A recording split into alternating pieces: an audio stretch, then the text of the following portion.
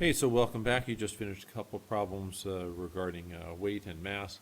Now let's use that other formula that we looked at where we can determine distance knowing only the acceleration due to gravity and the time.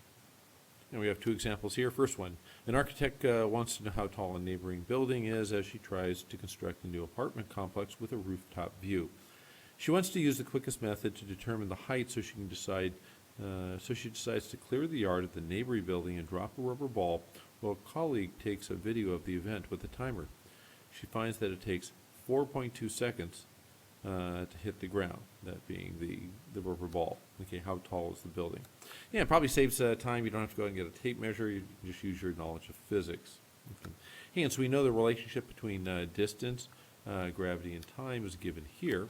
Okay, where x is the distance the ball would drop. Okay, and again, it is from drop, so our initial velocity is 0. G is the acceleration due to gravity on Earth. In this case, we're using 10 meters per second squared, and t is the time it takes to hit the ground. Okay, so we can really then just modify this equation or put in our values that we know to determine the height. Oops, well, oh well, you know, sometimes it's 9.8, sometimes it's 10. Here we talked about 10. We're using 9.8 again. Depends on who's winning the wrestling match.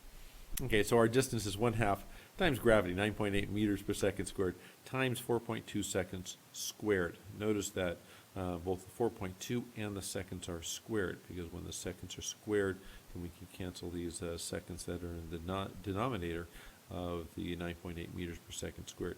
Doing the math, I get, what is it, 86.4 meters above the ground is how high the ball was dropped from. So a handy way of being able to measure things. Something else to keep in mind, notice it has this t squared relationship. So the amount of distance it covers in the first second, okay, is much less than it'll cover in the second second, or the third second, or the fourth second. It continually goes faster. That's why we have this t squared here, is because it continues to go faster and it covers more ground in each second.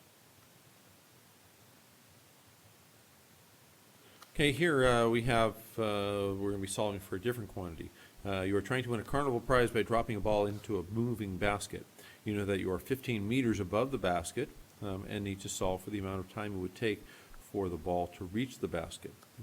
Again, we've got a relationship between distance, gravity, and time. Okay, where x is the distance from the ground, g is acceleration due to gravity. Notice it says 10 meters per second squared here, and t is the time it takes to hit the ground. What do you think is going to happen to gravity by the time we try solving this? But the other thing we'll have to do is we're going to have to isolate for t. And notice somehow the, let's see, g of 10 meters per second squared magically turned into 9.8 again. All right, but let's take a look at this. So we'll put in the values that we know. Okay, we're still looking for t squared. We can isolate the items. I don't like that units are not necessarily listed here, but we'll have to go with what we have. Okay, so do the math. I find that the time squared is equal to 3.06, that number, seconds squared. That's missing from here. Okay, so let's go take the square root of that. We'll take the square root of the number, and we'll take the square root of seconds squared as well. Sorry for that little, let's see, aside. I did have to clean up these units. It was just bugging me too much. All right.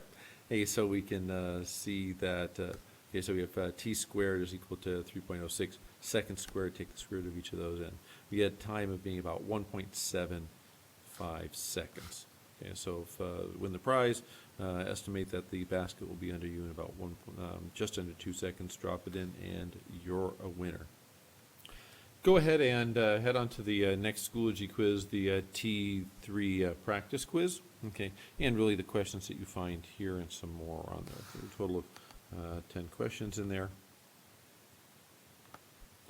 And go ahead and still use that good 5-step problem-solving process. You can do that in your notebook, and then just enter the final answer that you get, including units in the Schoology quiz. Okay, hey, so good luck, and enjoy your retreat.